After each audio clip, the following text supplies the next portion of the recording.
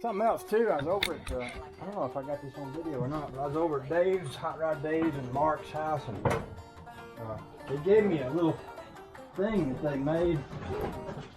It's like a brake light that flashes at you and sticks its tongue out at you. Homemade out of an old DeSoto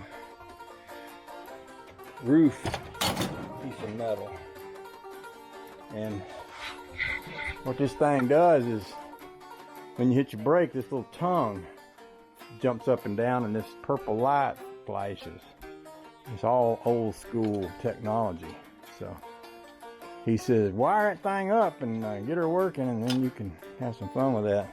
He said I ought to mount it back here on the, where the trailer hitch thing is. He says, put it back here.